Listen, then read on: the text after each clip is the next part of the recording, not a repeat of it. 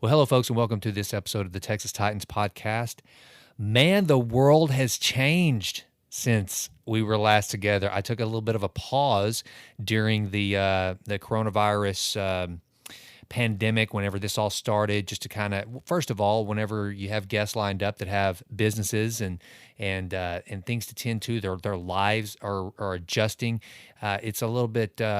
I thought I would just give everybody a little bit of space and a little bit of grace, and it gave me some time also to reflect on how I'm going to use the podcast going forward as we go through this season of all of our lives. And first and foremost, here's what I want to do with the Texas Titans podcast. First, I want to be a beacon of light through this process. You know, this is a weird deal because it's not like we can just donate food. We can't go gather together and all work to build a house like we would for Habitat for Humanity or go volunteer at the Salvation Army or another organization. Instead, it's basically trying to figure out how we can protect ourselves from this virus, but also how we can protect our neighbors, which is to just stay away from them, which is a curious thing as to how you can be really effective. And, look, by no means do I have any false visions of my reach and my impact, but I do have this platform on the podcast, as well as my website, jasonrightnow.com, and my social media through Instagram and Facebook. And so I know many of you have responded to some of the videos I've been putting out, some of the messaging that I'm putting out that you're encouraged by, and that is my goal. That is something that I believe during this time that I can give. It's to stay positive. Anyone that has watched the Hot Tots, that's HAUTETOTZ. Instagram. So go to @HotTots. That is mine and Gemmalyn, my wife's children's boutique, where I am always up to something. I am known as the Hot Tots intern. And, yes, we want to draw eyeballs to our business, and we're trying to fight to stay alive and continue to prosper during this, which is, hey, whenever you are a brick and mortar retail boutique and by order of the law, you cannot allow customers in your store, it does present a challenge. But Gemmalyn has responded and pivoted in a way that is nothing short of heroic. I mean, I get to watch on a daily basis my wife be that survivor, small business owner, and I'm doing everything in my power to support her. Generally, she and we're up at the store early. It looks like a bomb has gone off because all the orders are now coming in by phone, social media, our new website, hottots.com. Did I mention that we have a new website, hottots.com? And we're doing everything we can to survive. And so at the end of the day, after 5 o'clock, I meet her up there, we load up and we go make local deliveries.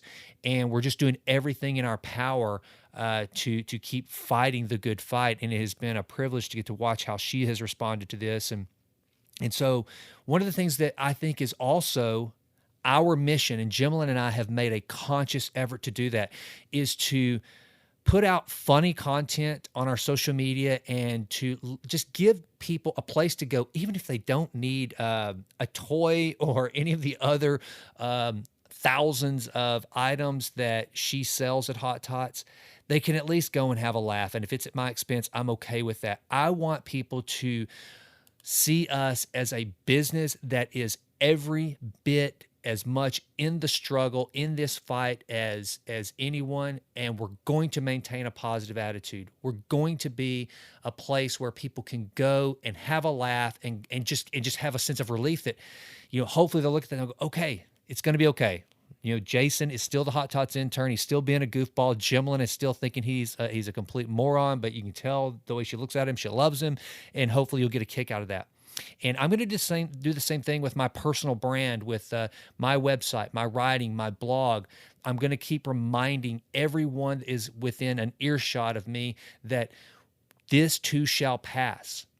And I was reminded of this whenever I was doing my morning routine, which I actually put on Facebook, and I guess I put on all my social media, kind of the importance of a morning routine and a description of mine. Because let me tell you something, I think right now, more than ever, If you want to keep your head on straight, if you want to keep mentally acute and alert and battle depression and fear and anxiety, distract yourself with good habits. I cannot stress that enough. And so I described on social media the other day through a video my morning routine, which is ridiculously long and extensive, but it works for me. It probably throughout the course of the day, because part of my morning routine is my daily scorecard, my daily habit scorecard. So literally, there's about 6 hours of content in my day that is encapsulated from the beginning of my morning routine until the end of the day. And one of the things that is part of that is I generally read a little bit of Stoic philosophy every morning, along with my Bible reading, my journaling, and everything else. And so there was a quote from Seneca that I thought was incredibly profound in a time such as this. And Seneca wrote, "It is quite pathetic, after all, if one has put the will to die behind one, to be without the will to live." I'm going to read that one more time. It is quite pathetic, after all, if one has put the will to die behind one, to be without the will to live. And my question for you is this: are you alive, or are you truly living? This reminded me of one of the things that truly inspired me to write my book, Push Play, Taking Your Life Off Pause. So I had purchased my first real estate company back in 2003. I was 28, and the people that I bought the company from had been in business for 56 years. It was a father and son business. The father was in his 80s. The son at that time was in his late 50s. And shortly after we closed the purchase of the business, the father became very ill. And it was very sad to watch, because at the end of his life, he could no longer eat solid food. He literally just, first in his house, then at a nursing home, he sat and his food had to either be blended or somehow liquefied to take it. And I remember one day in the office, his son came in, and I said, "How's your dad?" And my friend Jim is his name. Jim said, Jason, he said, "Dad is alive, but he's definitely not living." And that just struck me. I get emotional as I think about it right now, because there is such a profound difference between living and just being alive. This was actually a potential title for my book. Are you living or just waiting to die? And instead, at my editor's advice, and it was good advice, it became Push Play. But, look, right now, as part of the news every single day, there's death. There are so many of our fellow Americans that no longer have the choice to be alive or to live. But if you're listening to this, you have a choice. I have a choice. And I don't know about you, but I want to live, and I want to savor every single ounce of this life that is left. And with that, that is what I'm going to do throughout this, because, and this is something I want to remind everyone too. Each and every one of us are going to have a story to tell at the end of this. There was this time that my youngest daughter, she brought this little cube to me that was it had a little ball in it. It was a maze, and you had to make the ball go through the maze in a particular order till it reached the end, and then I guess it hit some sort of a latch or lever or whatever, that if you could make the ball go where it was supposed to, you could then open it up, and in the middle of it, you could see it was a $50 bill.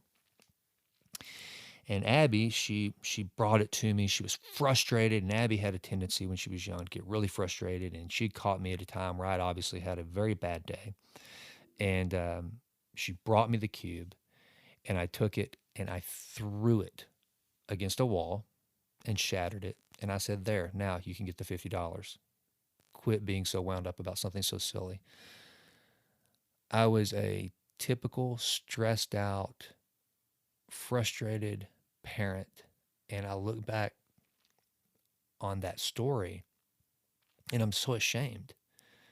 And it's there forever. And of course, Abby, I've apologized to her probably a million times every year since then. Even now, she's 19 years old, and I still apologize to her about that day. And she's like, Dad, don't worry about it. I barely remember that. But I remember at the time it broke her heart. And as I think about that, my heart goes out to all of you parents that are out there right now who are now, for the first time, homeschool teachers. You didn't ask for it. You never didn't plan for it. And as much as you love those babies, it is it's a curveball you were thrown that you didn't expect. And so I can tell you this: I just gave a description of one of the worst ways I behaved as a parent, not dealing with stress well. But one of the better ways is Rylan, Abby's older sister, used to always come up to me and she would say, Daddy, do you want to jump?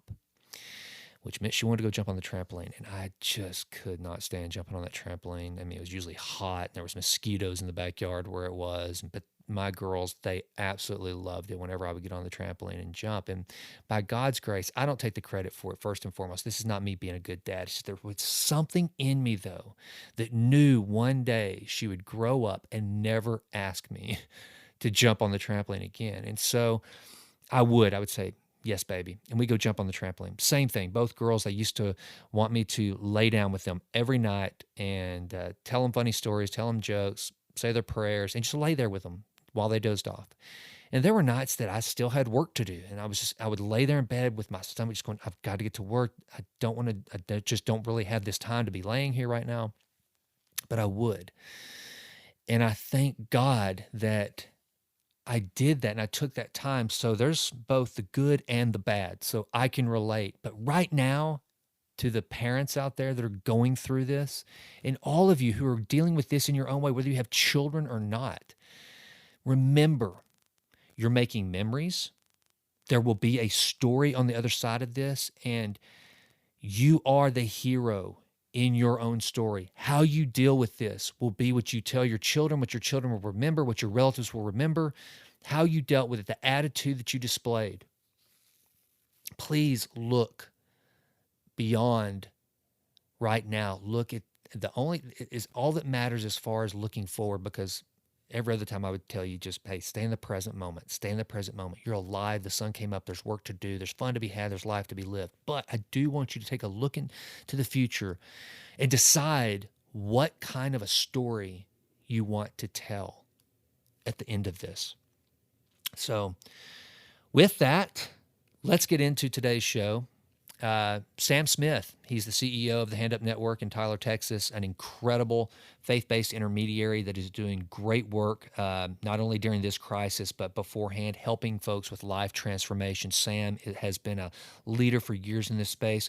He's a branding expert from the apparel industry, was the first part of his career. Then he ended up as the CEO of Mercy Ships, an incredible nonprofit disaster relief and medical response organization that I'm sure many of you have heard of. And I'm actually a board member of the Hand Up Network, and we brought Sam on to take us through an entire rebranding mission and kind of a redefinition of who we are and what we stand for and what we're trying to do. And he has done a remarkable job. And now the Hand Up Network has become a very strong voice and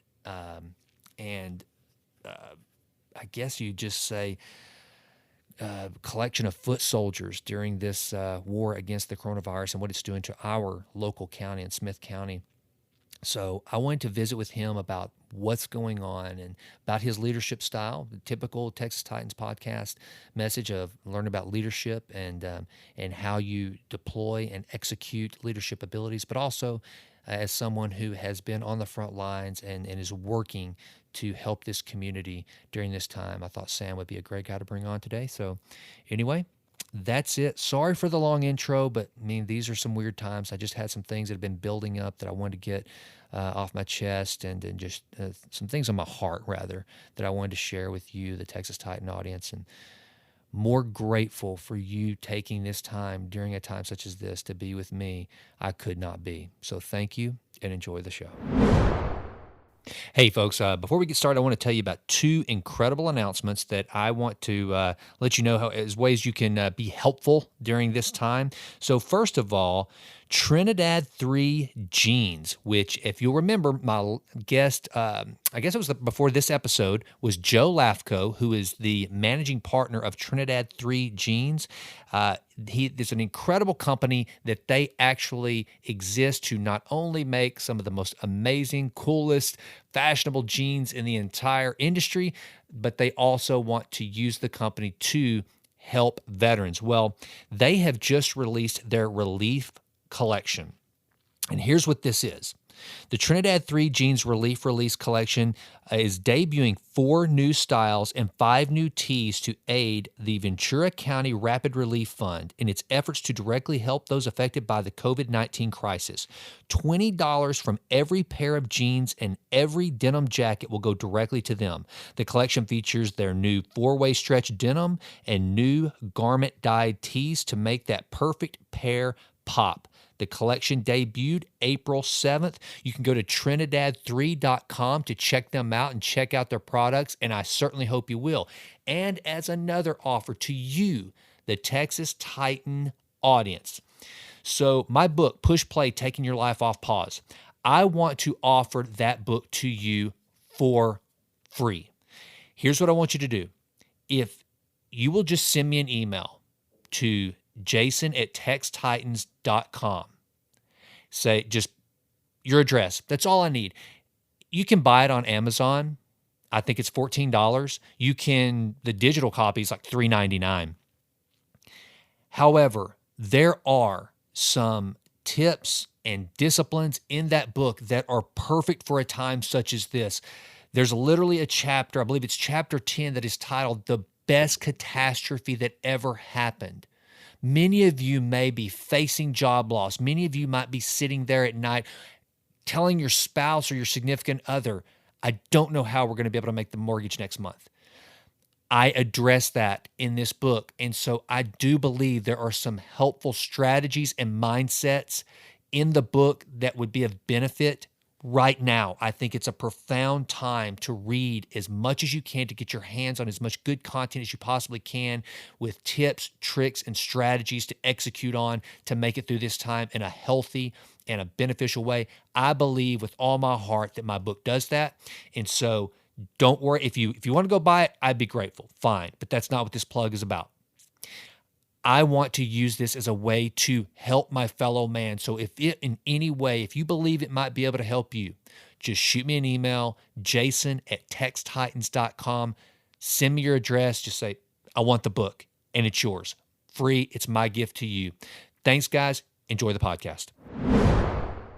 All right, Sam, you are now being recorded. Anything you say can but won't be used against you in any court of any law. So don't worry. Welcome to the Texas Titans podcast, brother. It's a pleasure to be with you. Well, okay. So here's what I want to do. So you are my first coronavirus conversation. I did an interview with Phil Burks that the audio may or may not have screwed up on. We're going to try to get that. But that was more of kind of just a leadership business, which I want to talk to you about as well. But also you are at the forefront with the Hand Up Network. And so I want to use this call for several things.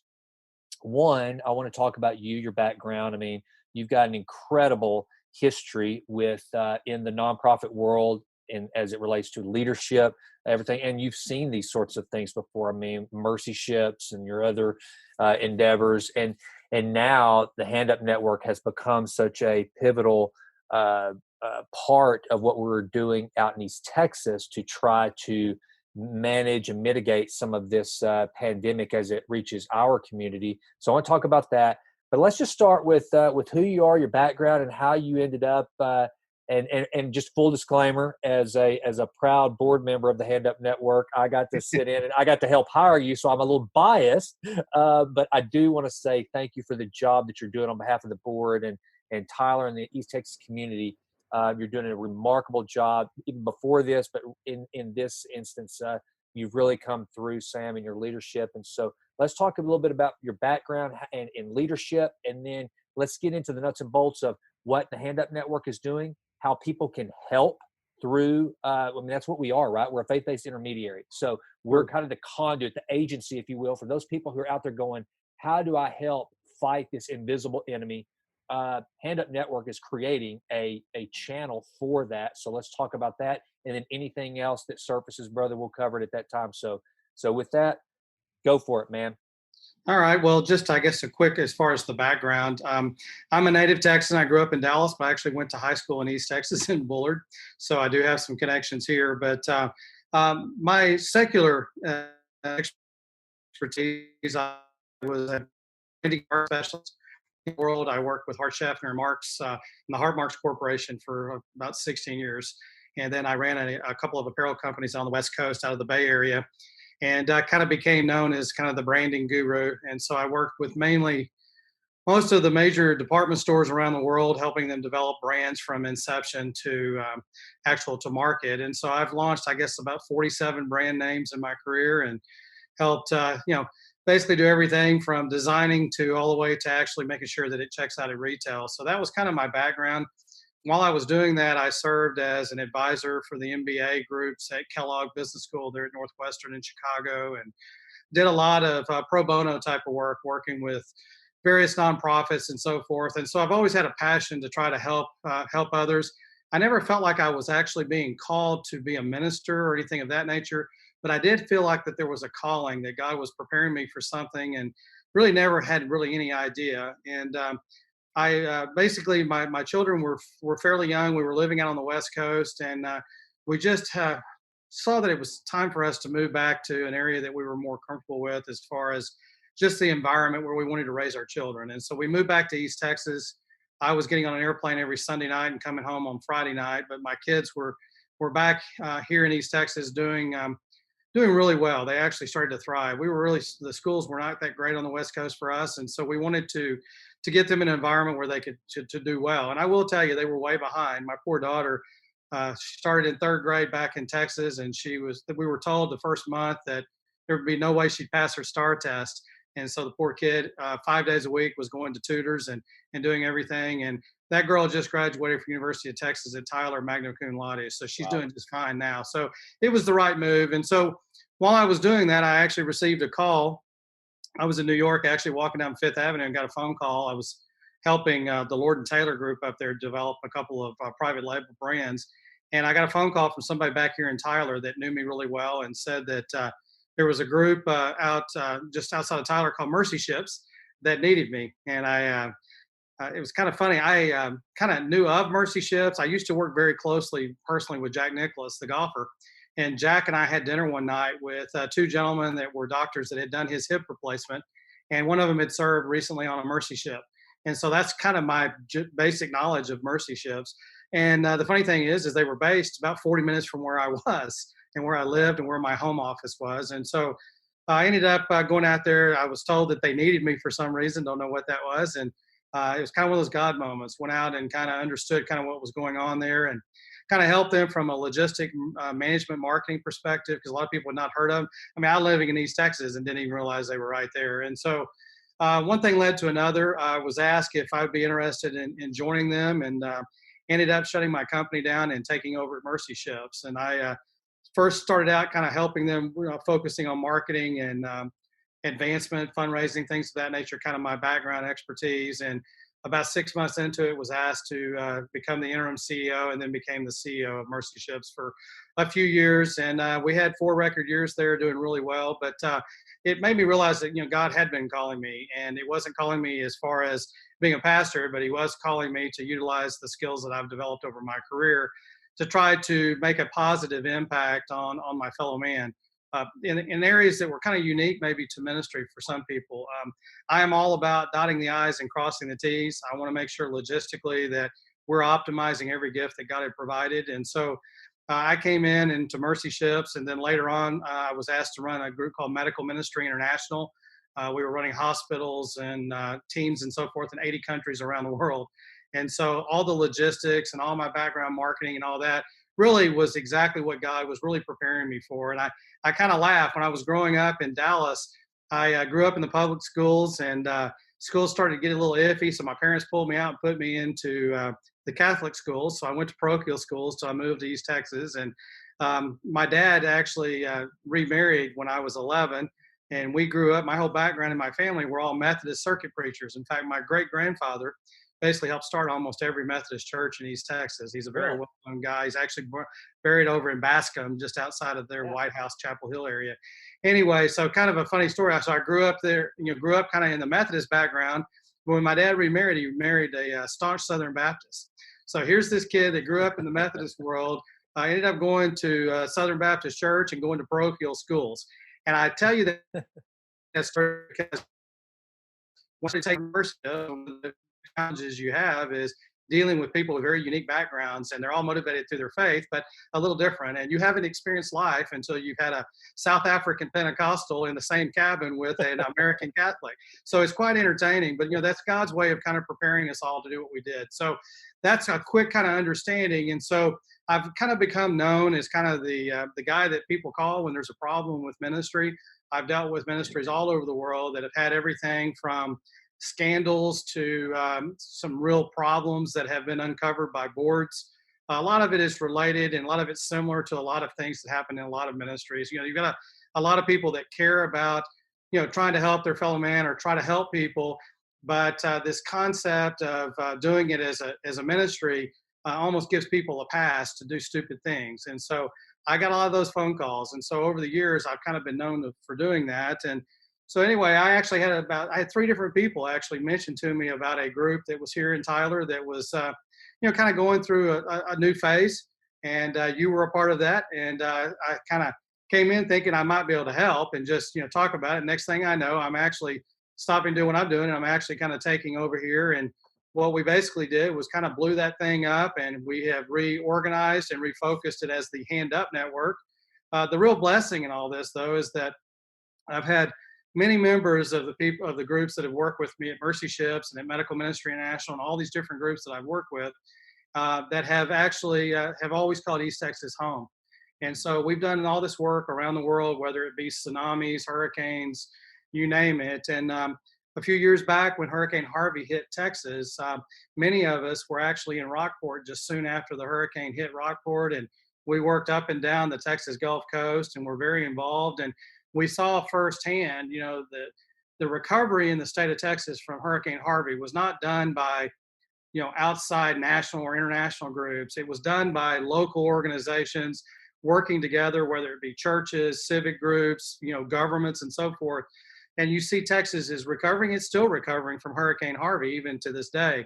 But it also highlighted to us that, there was a lot going on in our own backyard that we could really impact here. And so this was an opportunity for a lot of us and a lot of our team. I've got some of the most experienced response team leaders in the world that are now part of the Hand Up Network. And so we've brought all that expertise from around the world back into our own community. And it's really a blessing to be able to develop this and do what we've done in many other places, but now be able to do it for our neighbors and do it for the people that, have really been so good to support us over the years, but also have the same similar type needs. And boy, it couldn't become more apparent when we're now dealing with this COVID-19 crisis. Well, and that's what I want to get to now, Sam, because you have seen so many different types of catastrophes that you had to lead your organization in to do what you do in those cases. How has this one differed from the others that you've been a part of? Well, the biggest challenge is it's in the United States, which is a first world country. When you're dealing in third world, poorest of the poor locations, you're dealing with more of a less literate society. And so in a lot of cases, they are so desperate for information and help that basically you can just kind of walk in the door and basically say, I'm going to help you. And they're like, okay, what are you going to do? Right. Whereas when you're dealing with it here in the United States, you've got a lot of infrastructure. You've got governmental agencies. You've got, local politicians. You got all these different people that all want to have a say, or at least give the appearance that they have a say. So they all have an opinion. Right. And so what you find is there are a lot more obstacles or a lot more challenges that maybe put up some roadblocks to actually executing what you need to do. Whereas when you're dealing in more of a third world situation, those obstacles really don't exist. You're just dealing with rampant disease. Most of it's poverty driven as well. So basically, they don't have anything. And so Right. you're pretty much building it from the ground up. Whereas here, we're dealing with infrastructure, good and bad, that is in place. And so you're trying to still assess what's going on. And I have to tell you, it's very similar in that you have to think on the fly. If you're one of those people that likes to just sit in a meeting and everybody just kind of share ideas and Right. kind of come up with a kumbaya session, this is not the work for you. Right, right. And so, based on what you've seen with the state response, because I know you're a part of not just what's happening in East Texas, but you're also privy to what's going on across the state overall. And again, having seen and led through multiple different catastrophes, how are we doing as a state with our communication, with executing on getting supplies and information, logistics? How are we doing as a state overall, based on what you've seen throughout your career? Well, I will say this. I actually almost maybe take it a step further. Let's talk about it from federal to state and to where we are. I will tell you that I have done press conferences in some pretty crazy places. I've had Uzis put in my face during these press conferences, by the way. So Wow. I've seen the press do some pretty crazy things. What you'll find out about the press is the press has a tendency, they're always looking for the scandal. They're always looking for the story where they can spin it and try to make it into something that, creates news sometimes. And so a lot of times the information that actually gets out there is actually not even close to what actually is happening behind the scenes. Right. What I will tell you is behind the scenes, I'm on the phone calls, I'm on the communications, I'm daily, in fact, right now it's almost hourly, working and discussing with everything from federal all the way through the state and local level. And what I will tell you is you could not be more proud of Americans and proud of the state of Texas for the amount of work that's being done. It doesn't matter what your political background is. Right. It doesn't matter what your affiliation is. Everybody is banding together, and I can tell you, it's a wonderful thing to be able to see because you know if you just watch television, you're going to get a totally different perspective than what's actually happening. And so, what I will tell you is there are challenges. There's definitely some areas that we could certainly have done better, but Mhm. the done better part is really more about who has ever seen this happen before. Right. Never happened in the United States. How in the world could you have known that all of a sudden a pandemic was going to basically, happen on the other side of the world, and all of a sudden, because of air travel and everything like that, pretty much it becomes a worldwide epidemic very, very quickly. And Right. so that's very different than like when I was on the front lines dealing with Ebola. The thing about Ebola is if you get Ebola, you know it because the odds are pretty good you're going to die. Yeah. And so it's bad stuff. So, this COVID-19 is not that bad. So what has happened is it's a highly contagious issue. And so it got out of hand fairly quickly with a lot of people with community spread, with lack of social distancing and all that. So what I will tell you is I could not be more proud of the United States and especially the people in Texas that have responded. It is a very difficult thing to do to all of a sudden be blindsided and all of a sudden be told you need to go home and shelter in place. And Right. oh, by the way, we need respirators and we need PPE and we need all this stuff. And so everybody has just been kind of winging it. And I got to tell you, there are certain people that are only geared for this, and there are a lot of people that are not geared for this. They can't handle the chaos that Right. has existed. Now, is the chaos somebody's fault? No, it's just part of what we're dealing with. And so the areas that I think we probably are going to learn from this will be so much better. If this ever happens again, we'll be ready. Yeah. But probably the areas that's probably the biggest concern is PPE. Hmm. Because when they first saw that it was happening in China and Italy and in places like that, the American response is your typical American response. We immediately started shipping stuff over to them to try to help Yeah. them. Unbeknownst to us, while we're doing that, it's sneaking in our back door as well. Yeah. So now all of a sudden here we are, and so we do have some issues in the supply chain for PPE. I'd say that's the number one problem. And PPE, for those that don't understand what that is, that's personal protection equipment. So it's the mask and the robes and things that you need to wear to protect yourself while dealing with people that could possibly be infected and so forth. But we're catching up quickly. The testing side is another area that was kind of early out of the deal. But how can you prepare for testing for something that you didn't even know was coming or knew how to exist? So once it was determined what it was, I tell you what, they've jumped through hoops to get it done. In fact, in the state of Texas right now, we are increasing our testing 20% a day.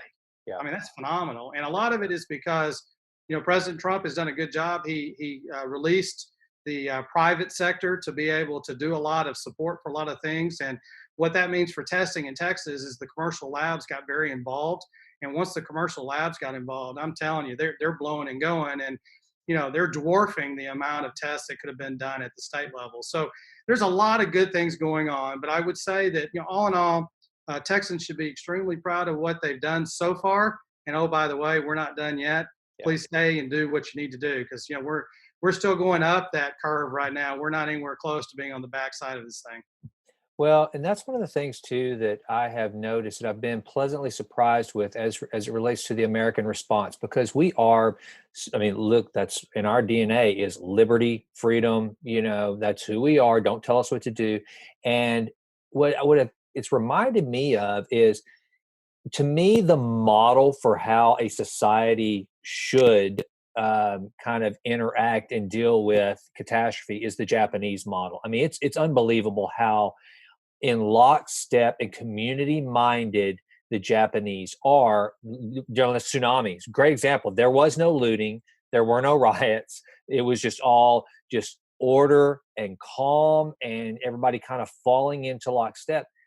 I think Americans, by and large, have during this. I mean, like going to East Texas and seeing people walking around with latex gloves and masks is not something I ever thought I would see. Yet today, I went to Fresh to get gas, and the guy next to me is in latex gloves and a mask, and he's not being hypersensitive, right? It's just that's just the way it is. My wife, she was in the store this weekend, and she said she was in the minority. Most people are just doing what we have to do to remedy this and to do our part. And so, and it was interesting, having two college girls. It took a while for my oldest in particular to truly understand, when you come home from Alabama, there is no socializing. You're staying at the house. And literally the first night she's here, a group of her friends get together. And I said, yeah, no, I meant no one. You're staying at home. That's all that's being asked of us right now. It's the best thing we can do is to just stay put. Don't interact with anyone any more than we absolutely have to. And so I think that people have been pretty good about that, which has been kind of surprising in a good way, just because and look, you probably saw it when it first started. There was a lot of I'm not going to get it. And if I do, I'll live. Kind of that, that's how we are. Same guys that hang out on the beach during the hurricane. Exactly. Or stand out and watch for the tornado. Right. So, all right. So, well, tell me this. Because, the Texas Titans podcast, and then I want to dive really into the Hand Up Network after this. So, Sam, you're a longtime veteran of this work. And, one of the things that I'm always trying to pull out of these conversations is leadership, hacks, strategies, methodologies.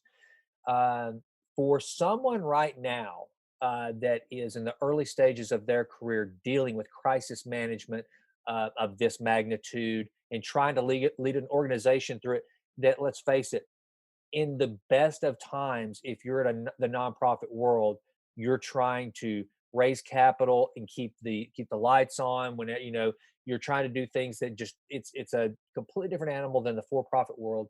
But now we literally have an economy that's shut down. You've got people that don't know whether they're going to be able to make their mortgage payments or not, and so there's just more stress than even what normally exists for an organization like the Hand Up Network.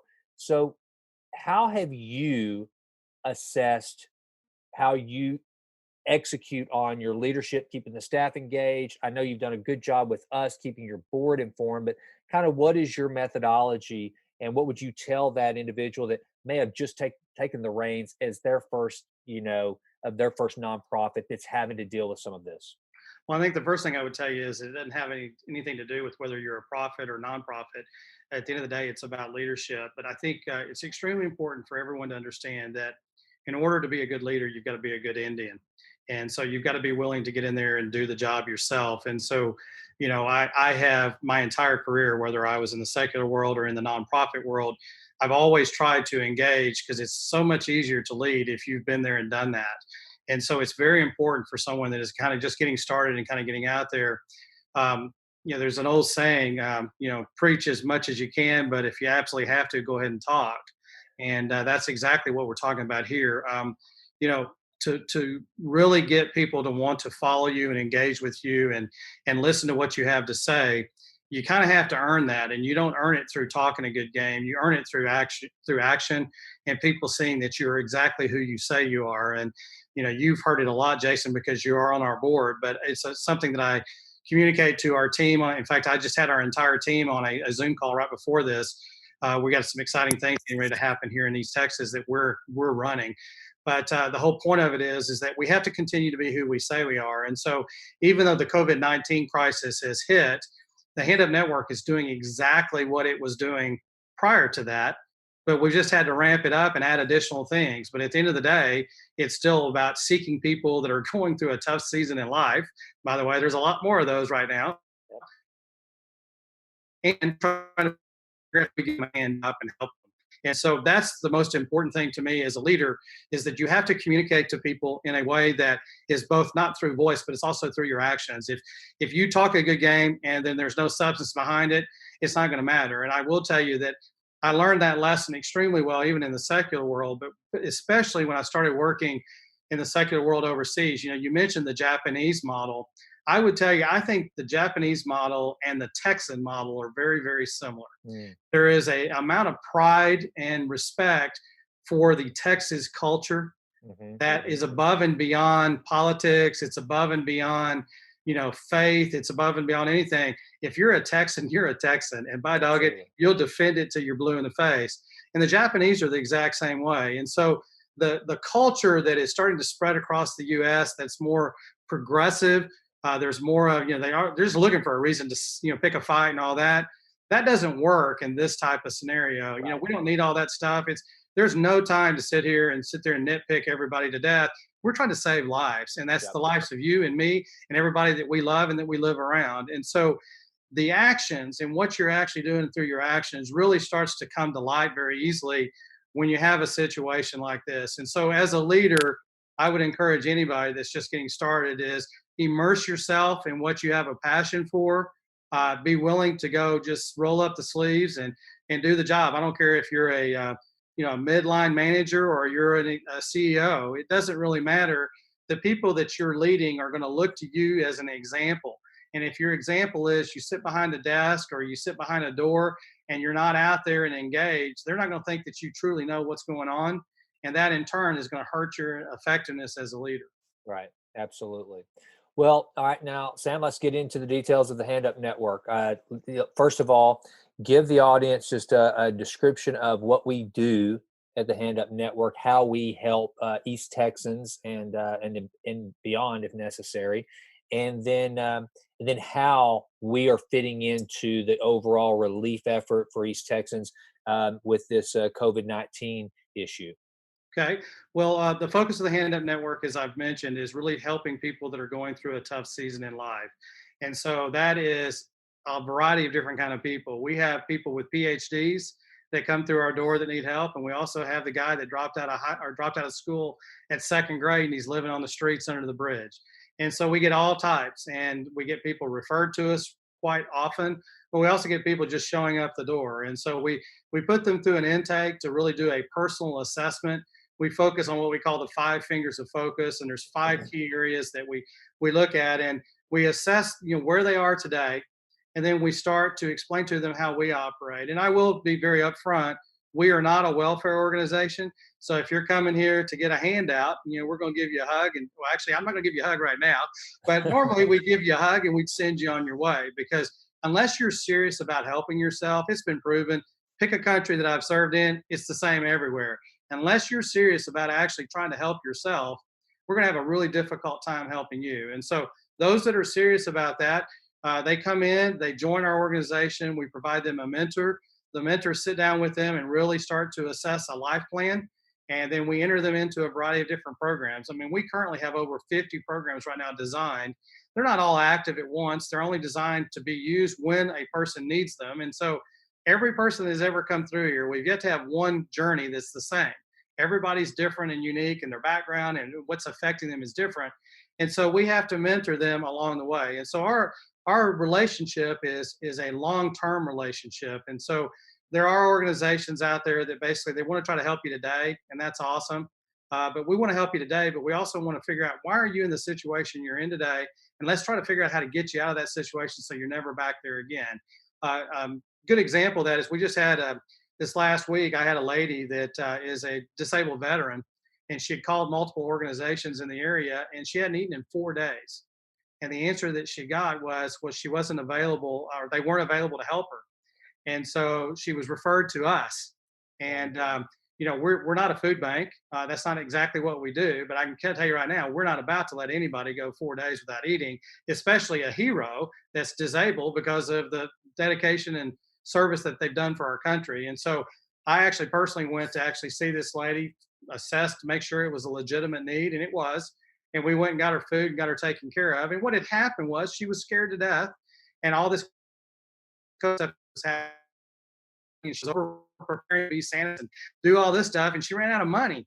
Now all of a sudden she got everything but food, and so the poor lady is in tears and she didn't know what to do. And so thank God we were able to help her. And truly, the tears in her eyes when I showed up with the bags of food, and she got her disability check on the first, and she's back up and running. But she's now also entered into our program, and so we're going to take a look at it and make sure that whatever happened to get her in that spot, we're going to try to make sure that never ever happens again. And so that's the gist of what our internal programs do.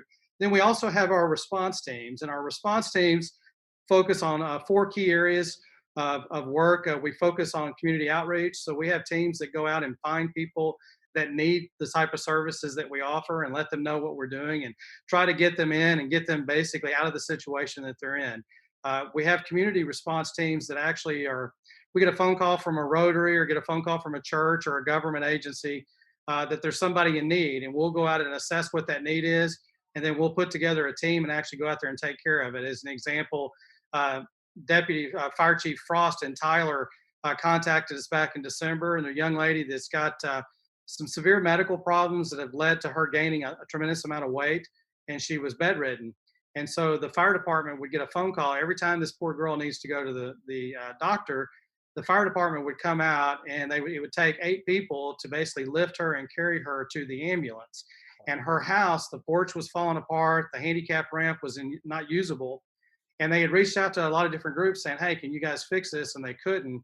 So Deputy Chief Frost actually called us, told us about it.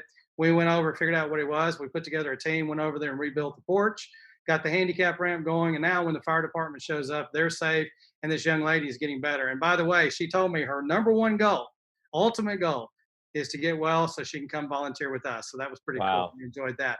So we have teams that do that. And then obviously emergency response, we've responded to everything from tsunamis, hurricanes, tornadoes, you name it, we've done it. And so our emergency response teams come alongside first responders. A lot of times we're asked to manage the walk-up volunteers. We also manage all the donations that are coming in, because most of the people in these areas, a church or a pastor or somebody will try to, offer his parking lot to do things, but they really don't have the expertise that we kind of bring to the table. And so we try to basically bring some order and logistics to a world of chaos. So while the first responders are, saving people's lives, we're actually, setting up the infrastructure and putting together the teams to do the chainsaw teams or the tarping of the roofs and all that. And so we do that. And then the last response team we have are prayer and support teams. And these are the people that are the shoulders to cry on. When you have a victim, a lot of people just want somebody to talk to them and hold their hand, or get them some food or water. And so this team does that. And then when they're not helping a victim, they're providing food for the first responders or the different teams, or water or whatever it may be. And so all in all, that's what we do as an organization on a regular basis. Now, how does that relate to COVID-19? Well, number one thing I would tell you is we're still doing all of that, because we are who we say we are. And so just because we've had to shut down the building at the governor's orders doesn't mean that we're not regularly having our mentoring sessions. We're doing intakes every day. In fact, our intakes have picked up even more since the shelter in place has gone in. So we're talking to people. We're still assessing where they are in their life. We're starting to mentor them and start to provide some guidance. And a lot of these people, they don't have television. Some of them don't have the ability to understand what's going on. And so we're really basically trying to tell people how to stay safe and take care of themselves until we're able to do even more with them. So that is definitely going on. The second initiative that we're focusing on right now is that the emergency management teams are in direct contact with me hourly. And so when someone gets diagnosed with COVID-19, right now, and they don't have family members or a support system in place, we want them to stay in quarantine. And so these groups are being forwarded to us. We're getting calls directly from them, but we're also getting it from the emergency management group. But these are people that basically don't have the people that can run an errand for them, get groceries to them, get essential items. And we don't want them to break quarantine. So if they reach out to us and we know what they're doing, we actually have volunteers that are getting the stuff that they need. They're going and dropping it off on the front porch. Obviously, their safety is number one. So we want to make sure that we don't put anybody in harm's way. But going to a front porch and dropping off toilet paper and some food, you don't ever put yourself at risk, and you're actually keeping somebody in quarantine, which protects all of us. And so that's another initiative we have. I will tell you that is starting to really spread out. Each county is a little different. Most of the direct contact with them, but the different levels of response are based off of how this thing starts to spread. So obviously Smith County is the biggest area right now, and so we have more interaction there than we do any counties. But Cherokee and some of the other counties are starting to see more and more cases, and so we're developing a volunteer network to where we have people in all these different counties. So I don't have to send somebody from Smith County to Rusk County to take care of somebody, because you're probably going to have to go back a couple of different times throughout this process to make sure that these people are taken care of. So that's the second initiative. And the third initiative, which is actually, we're getting ready to announce it, and I'm sure by the time you get this all done, it'll be out there, is we were contacted by the Texas Emergency Response and Smith County specifically, and we have been asked to provide a respite facility for first responders.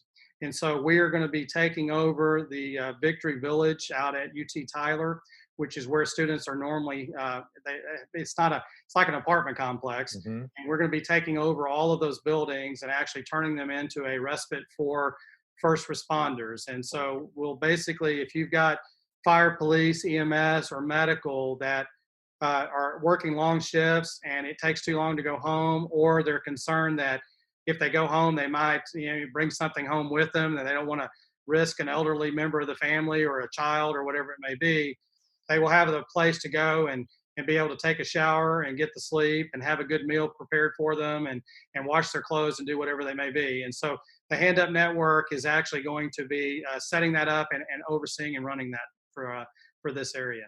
Fantastic. That's awesome. Well, let me ask you this, Sam.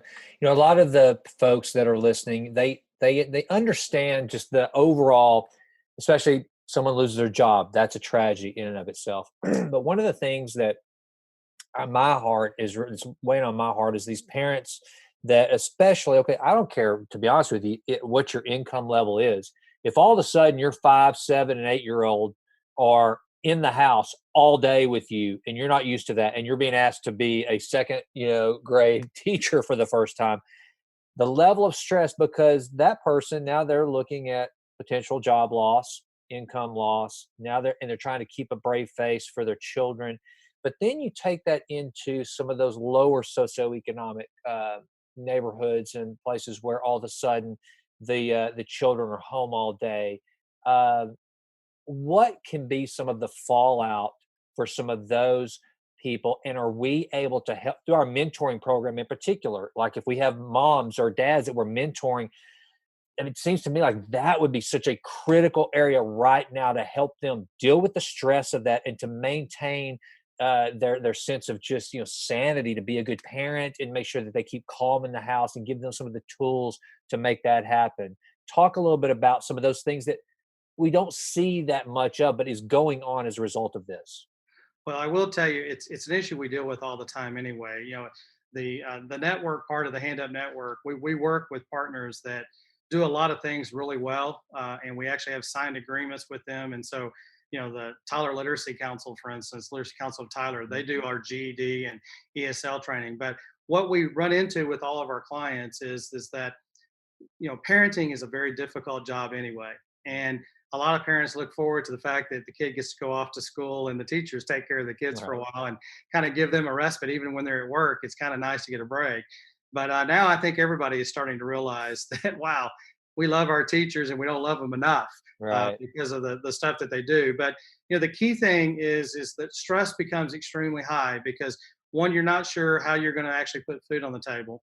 Two, you don't know how to handle and deal with kids that are on top of you 24 hours a day. And three, you're just not really sure, what you can do without getting them sick. I mean, there's nothing worse to a parent than have a child that gets sick. And so a lot of our time is spent really just walking people through and giving them a voice of reason. Most people will do whatever it takes to make sure they take care of their children and their parents and whoever it may be. But a lot of them just don't know what to do. They've never been in this situation. So, there is a lot of phone calls right now and a lot of video conferences where it's just a matter of kind of walking them off the ledge a little bit. They're just a little crazy and it's nuts. And, I feel like I'm falling down as a parent. Well, no, you're doing exactly what all the other parents are doing. It's a tough job. And so there is no question that this type of environment, this type of restriction on people being able to get out and around is extremely difficult. I would also tell you that I think it's really important for everyone to know that getting out and getting the exercise in, get Mm, those kids out and let them ride that bicycle down the street and back, or, go to the park and throw the frisbee with them, or throw a baseball or a football or a ball of some sort.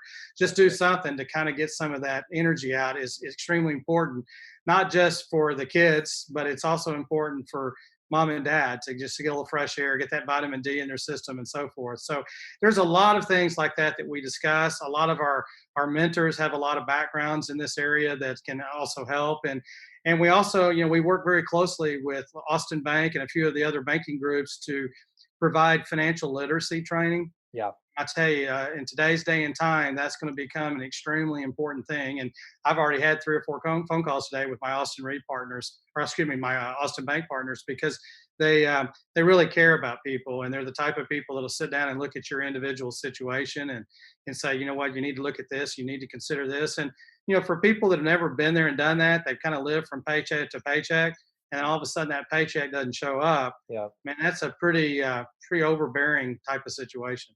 Yeah, no, I was just talking to one of my closest friends that has done a lot of handiwork for me for years, and he works for a lot of the property management companies. And right now, they're having to not do nearly the work that they did before because a lot of the renters are just saying, "I can't pay my rent," and so therefore, it's just a trickle down. It goes throughout the whole system, and so it's scary. And by the way, I recognize that Austin Reed slip because I sold Austin Reed suits at our beloved when I was at our beloved SFA, of which I know is you're an alum as well at Mize. So whenever you said Austin Reed, a lot of the folks might have not known that's a Heart Marks brand. So It but yeah, is. I can't tell you how many training sessions I did with Austin Reed over the years, and I spent a lot of time in the UK with them as well. But yeah, that was a slip, and you definitely caught it. yeah, absolutely. All right, well, Sam, how can the listeners help the Hand Up Network?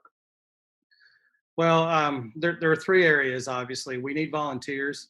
The good news about being a volunteer is we just need you to go sign up.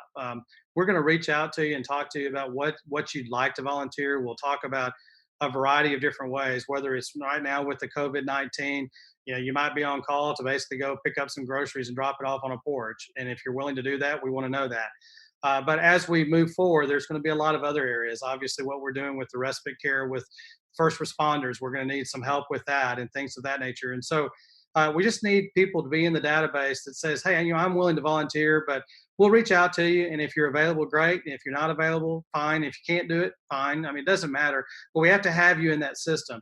The second thing is that, we need donations. We need the resources.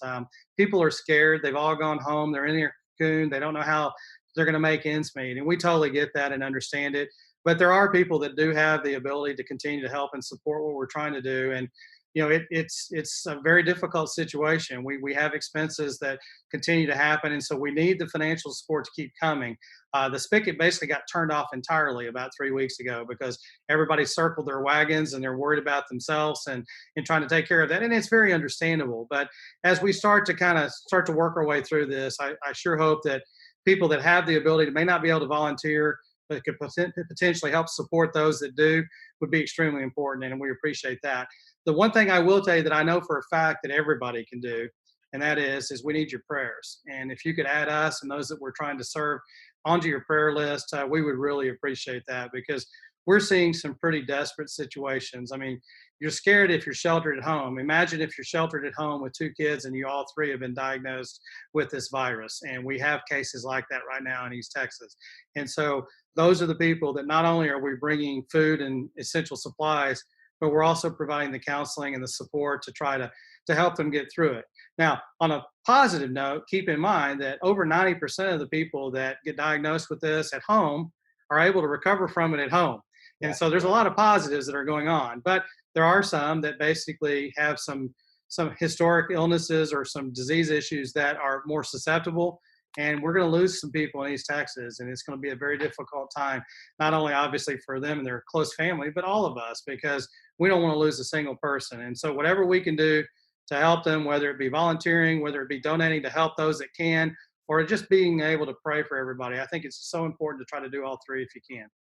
Well, and then the best way to donate through the website, or what's the best way to go about that?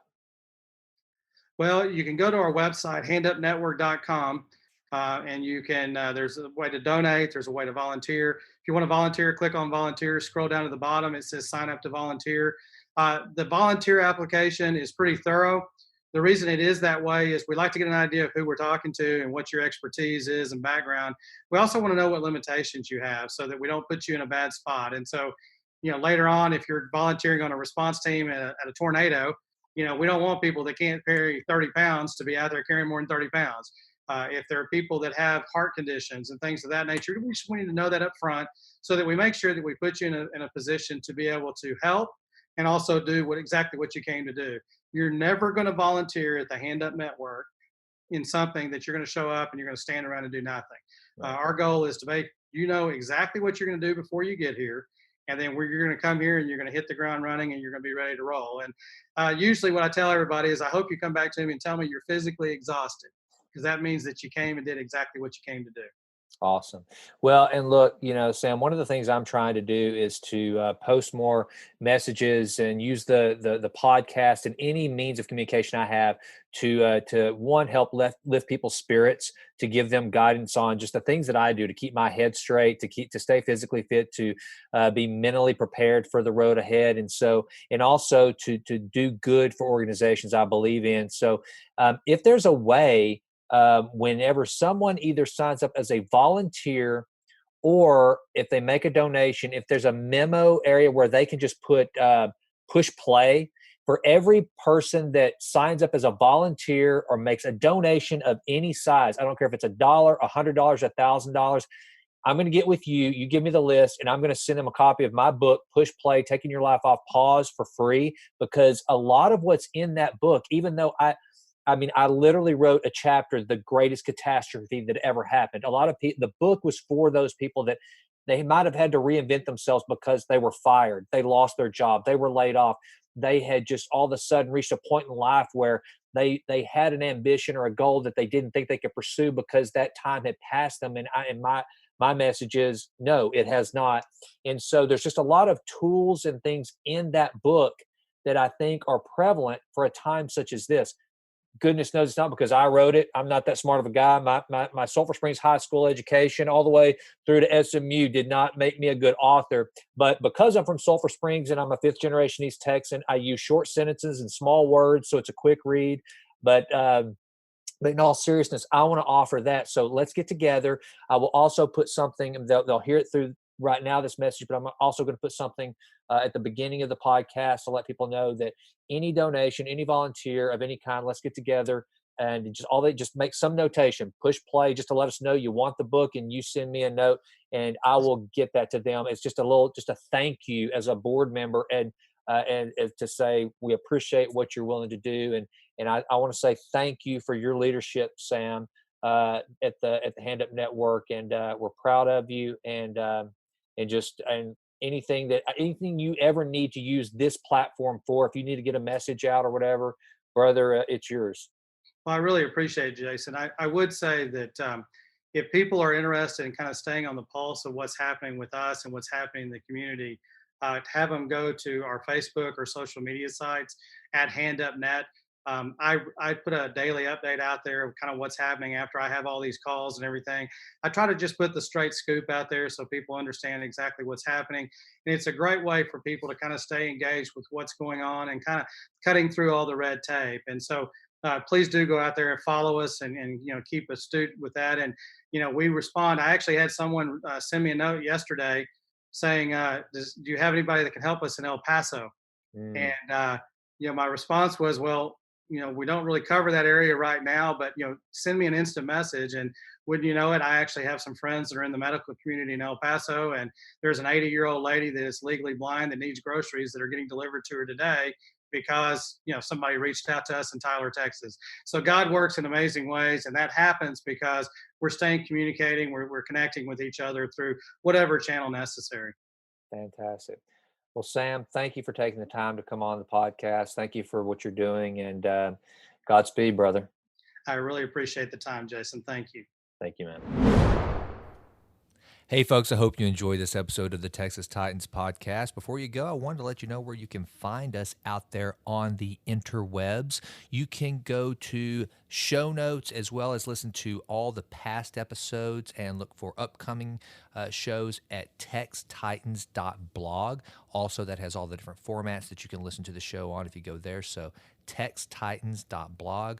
You can also go to jasonwrightnow.com.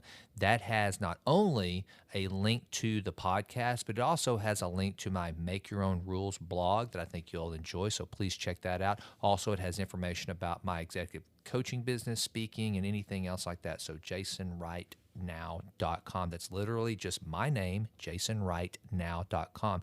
On Twitter, I'm at jasonwrighttx. I would really appreciate a follow. I have not been a big Twitter user, so I need you guys to help me with that. So please take the time to go out to jasonwrighttx, find me, and follow me. I'm trying to get more active with it, and so if you'll engage with me, I'll try to do a better job of engaging with you. So I would appreciate that. And then on Instagram, I'd really appreciate a follow there. I'm at Jason Wright Now. Again, my name now. So please follow me on Instagram. And then on Facebook, I'm also at Jason Wright TX. So check us out there. And I'm also on LinkedIn, so look for me there. I try to use as many platforms as possible to let you know about upcoming shows, past shows, and then also just anything that I find interesting. I'm trying to push it out and get better with the social media. So please check us out there and follow us. I would be most grateful. And also, please do not forget, it means the world to me for you to go to iTunes, give us a rating. Right now, we've got that 5-star rating. I'm hoping to hold that. Please, please, please. The comments that people are writing are so very kind. Thank you so much. It means the world to me. And that's how we keep moving up in the ranks. And right now, we're crushing it with downloads. The show has really had incredible feedback thanks to you guys. So I'm grateful. Please keep that momentum going by giving us a review on iTunes. Thanks so much and have a great day. And as always, I could not be more grateful for you listening. Thanks.